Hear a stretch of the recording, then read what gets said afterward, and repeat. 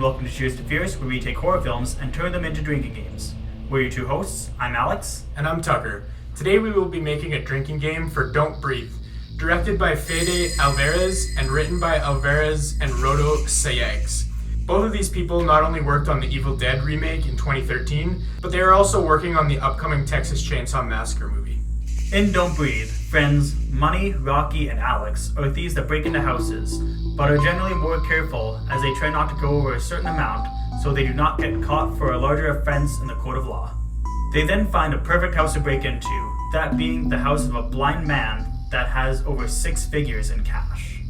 If they complete this break and enter, they would never have to steal again and would be able to move to California as opposed to staying in Detroit.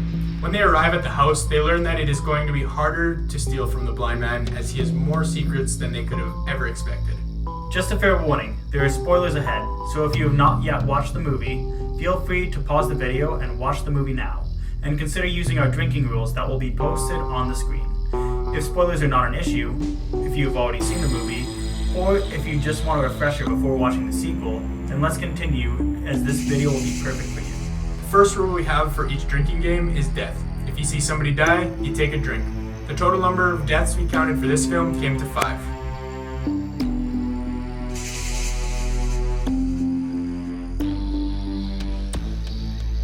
The next rule that we will always have here on Cheers to Fears is that if you see somebody scream, cry, or yell, you take a sip. No! No!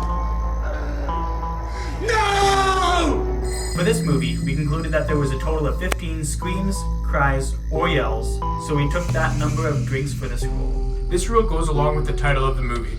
If you see somebody holding their breath and trying not to breathe, take a sip.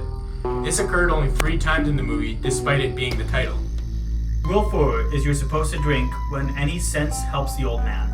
Obviously, vision is not going to help him, so we had to find other methods on how to fight back, such as hearing. In total, we counted this happening 9 times. For this upcoming rule, you must take a drink if money is mentioned. This is not only referring to currency, but this is also referring to the character money. As this goes for 2 things in the film, we were surprised that money was only mentioned 9 times. Rumor is this guy is sitting on at least $300K. Next up, you must take a sip when you see a door being opened. There is not too much to say about this rule, as it is pretty self-explanatory, and just happened only 10 times. For the 7th rule, we had to take 5 drinks. This is because the rule is take a sip for each time the blind man's daughter is brought up. She's the one who killed his daughter. As for this next rule, you are required to drink when you see the blind man suddenly appear on screen. As for how many times this happened, we saw this occur a total of 8 times in Don't Breathe. Second to last, you drink when you hear a gunshot. This was mercy ruled a few times, but we were still happy for more drinks regardless, since many of our rules were not too bad this time around. Because of this rule, we welcomed 22 sips into our total count.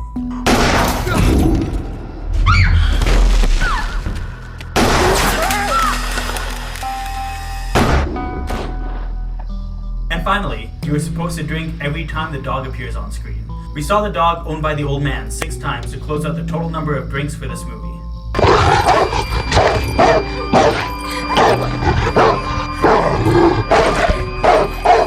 This wraps up our in-depth look of the rules for Don't Breathe. The total number of drinks for this movie by our count comes to a very low 92 sips, which is the equivalent of drinking slightly above 3 standard 12-ounce cans.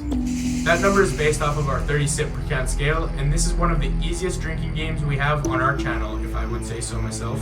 As when we were making the rules and counted the total for rules, you were saying that Quiet Place was 93, so that means we're at an all-time low on the channel. Yeah, just by 1 drink. Just by 1 drink. And obviously, the lower the drinks, it's probably better in a sense, because you can pay a little bit more attention to the movie. Yeah. Yeah. And it's good to do with another movie too, because then you can drink for the whole movie. So if you wanted to do A Quiet Place in this movie, that would be a perfect combo, honestly. Yeah, exactly. It's kind of lucky that we had the gunshot rule in there because it gave us an additional 22 drinks. So without that, we would have been real low. Oh yeah. And at that point, it's just like casually drinking. Yeah, exactly. I guess there isn't a lot more to say about drinking to the movie. So let's move on right to the movie, starting with how it's kind of a twist of fate to cheer for the bad guys in a sense. Oh yeah. So like in any other movie, you kind of think about a bunch of people robbing a blind old veteran who lost his daughter, and you think, wow, these people are awful. But obviously you end up cheering for these people like immediately, even when they're kind of breaking into the house, because you see the girl's family environment and all this. Mm-hmm. They were definitely the protagonists, and then obviously you see the blind man became so unlikable because of what was in the basement. Well, yeah, of course. Yeah. I did like that aspect of the movie. I did like how in the beginning of the movie I kind of felt bad for the old man just because someone's breaking his house and he can't see them. So they did get that feeling to me at first. And then of course, like you said, in the end when the blind man becomes the most unlikable human possible, basically. Yeah. I did like that aspect of the movie. That's probably my favorite part of the movie, actually. Mm-hmm. It's really unique in the sense where if you even don't like see what's lying in the basement, you still end up liking the main characters more a little bit, because even when that wasn't happening, you saw the old man like kind of panic and just like check his cash and all this, and you were still rooting for these people because he just killed somebody in cold blood. But it's at the same time you're just attached to these characters too much. Yeah. So I think that was kind of interesting for sure. Yeah, I agree. And going a little bit more in depth to the characters, we had Money, and he was pretty much the least complicated character of them all. Yeah. There wasn't a whole lot to him. Like, he was pretty easy to understand. He was kind of just there to kill off early, just for plot convenience, I guess. Yeah, that's pretty much all it is. Yeah. I guess moving on to Alex, I feel like one of the more interesting characters. He came from a wealthy family, but somehow got mixed up in criminal activity. Which makes me question, first of all, how did he get mixed up in this criminal activity? And second of all, why doesn't he just like go to college or something instead of living in said bad environment? And he still lives in a home with his dad. The only real logical reason why he's mixed up with all this is because he likes Rocky, and if so, he could probably just get fucking Tinder, something like that. Honestly, yeah, he probably just killed himself because he's getting friend zoned. Yeah, pretty much. So you mentioned Rocky, which she was kind of motivated to get her sister out of Detroit and into California. What do you say you and I move away from Mom together? It's a promise. She was living in a shitty family environment with a poor mother who was dating a white supremacist. So that's kind of why she got into the life of crime, I guess. Yeah. She got the most backstory, and we understood her motives more than any other character in the movie, I guess. Yeah. Especially with Money, like we didn't really understand his motives at all. Alex, maybe he was into Rocky, so he just went with her. But like with her, we got a set in stone reason as to why. I guess. Yeah, exactly. And then obviously there's a blind man. The blind man who lost his sight and then lost his daughter, so he just kind of lost everything. And then he's just like, "There's no God," and then he just kind of snapped. Oh yeah. He was overcome with grief and then decided to impregnate the person that killed his daughter. Just to kind of get another daughter, another son, which is just kind of weird and fucked up. Yeah. And at that point, it's just like, adopt a child, man. Yeah. Rather than forcing it on somebody. Yeah. Especially the person that killed your daughter. It kind of seems weird to want them to mother your child. Well, like, it's not only that. It's just like, so imagine raising a child and how difficult that already is. Imagine raising a child blind and being like a 50-year-old man. That's a if whole not other like problem. 60. Yeah. So we kind of touched on it already. Like, who do you cheer for in this movie? So on one side of the coin, we have the burglars who are not contributing members of society in any way. They just live a life of crime. And then on the other side of the coin, we have a just crazy old man who is basically a psycho and is impregnating people because they killed his daughter and stuff. She was pregnant with my baby. So like, who do we cheer for? Obviously we mentioned that we cheer for the burglars in the end because of how fucked up the old man is, but like in a normal context, like we'd have no real reason to cheer for the burglars either. Not really, no. But just because of how bad the old man is, that's why we cheer for them. I guess we mentioned that this drinking game is one drink lower than Quiet Place, and obviously you see the similarities in the movie. Basically the main concept is be quiet or die. Yeah, pretty much.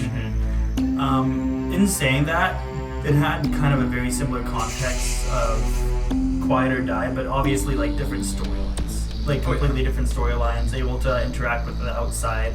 It's just that like everyone you knew was kind of dead. It was post-apocalyptic, where one was just inside of a house. Yeah. In my opinion, I like Quiet Place more though. Oh yeah, I feel Quiet like Place to me is by far a lot better than this movie.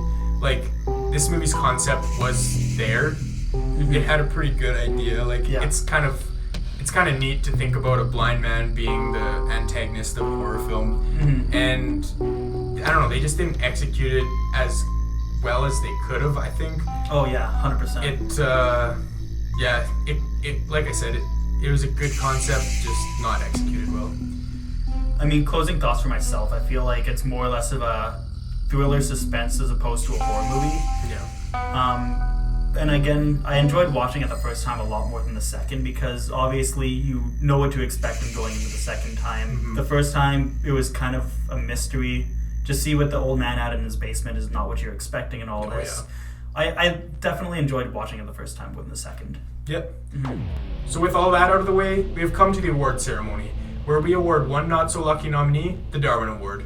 This award goes out to the character who made a stupid decision that resulted in them getting killed, someone else getting killed, or simply resulting in something bad happening that could have easily been avoided. This award can also be given to a character who is just plain dumb. Here are the nominees. The first nominee is Money, for being a bitch and not shooting the blind man. He said that this was probably the first time he ever shot a gun, but considering the type of business that he's in, he should have probably went to the shooting range at least once.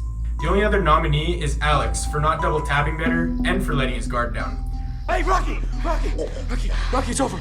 Not to mention, if his father is rich for owning a security company, why doesn't he just ask his dad to go to college?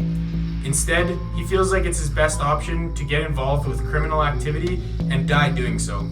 Like, if his dad was loaded, he could have just moved states, but he was probably in love with Rocky. He should have just accepted the fact that he was in the friend zone and went to college instead. And the winner is Alex, because he is kind of an idiot for not doing any of the things that we mentioned above. Sure, Money got shot for being a bitch, but Alex got shot because he couldn't use his brain and realize that he was friend zoned. And with all that being said, we hope you enjoyed our drinking game for Don't Breathe. If you end up playing the game alongside the movie, or if you have any feedback or suggestions, let us know in the comments below. Make sure to like and subscribe to the channel so you don't miss the next week's episode where we are going to be looking at a drinking game for the sequel, Don't Breathe 2. If you want to check out our most recent video, click on the box on the top right. Or if you want to see a playlist of all the drinking games we review, click on the box below it. Thanks for tuning in, and this is us saying, Cheers to fears. Now you're gonna see what I see.